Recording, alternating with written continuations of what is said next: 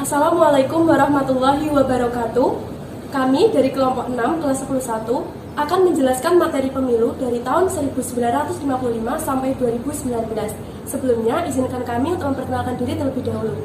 Saya Alifiana Bilar Ginjas dari nomor presensi 4. Saya Elvira Yatusirda dari presensi 14. Saya Fadil Arif Ibrahim dari presensi 17. Saya Satria Samudra dari absen 21. Saya Rasita Maharani dari absen 22. Saya Birgi Gabri Salma dari presensi 36. Pemilu 1955. Pemilu ini terjadi pada masa pemerintahan Perdana Menteri Burhanuddin Harahap dari Masyumi, tanggal 29 Juli 1955 sampai 2 Maret 1956. Landasan dalam pemilu 1955 adalah Undang-Undang Nomor 7 Tahun 1953. Pemilu 1971. Pemilu 1971 di Indonesia merupakan pemilu pertama masa pemerintahan Orde Baru.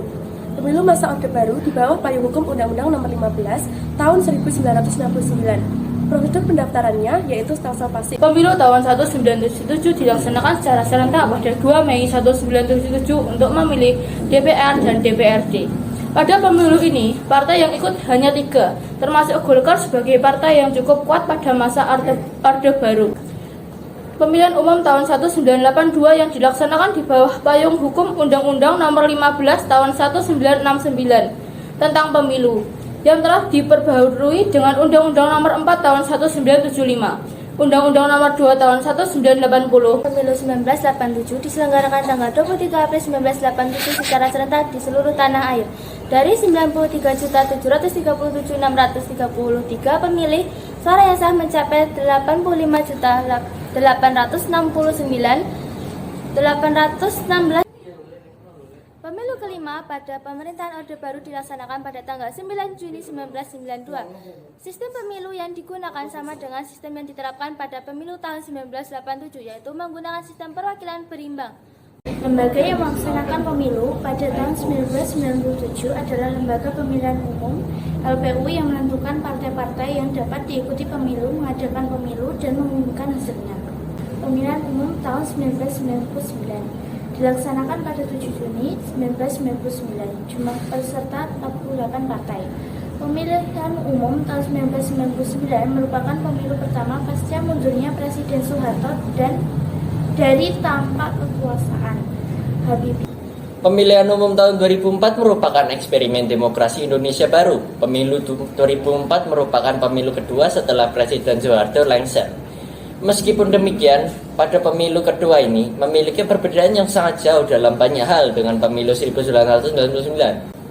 Pemilihan umum tahun 2009 merupakan masa akhir elit lama, berseminya elit baru menyongsong pemilu 2009. DPR melakukan perubahan regulasi yang terkait dengan penyelenggaraan pemilu.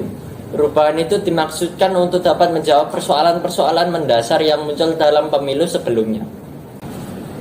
Pemilu 2014 dilaksanakan 2 kali, yaitu pemilu legislatif pada tanggal 9 April 2014 yang akan memilih para anggota Dewan Legislatif, dan pemilu presiden pada tanggal 9 Juli 2014 yang akan memilih presiden dan wakil presiden.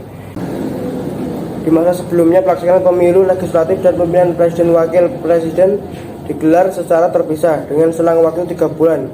Hal itu berdasarkan Undang-Undang Nomor 42 Tahun 2008 tentang pemilihan presiden. Akan tetapi, pelaksanaan kedua pemilihan akhirnya dilakukan serentak setelah Mahkamah Konstitusi pada 2013 memutuskan pemisahan pemilu legislatif dan pilpres inkonstitusional.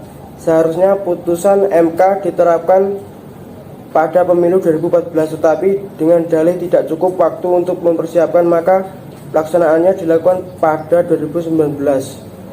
Tujuan dilakukan pemilu legislatif dan pilpres serentak pada 2019 adalah demi menekankan pengeluaran dan minimalkan politik transaksional, meredam potensi konflik antar pendukung dan pemilih, dan meningkatkan jumlah pemilih.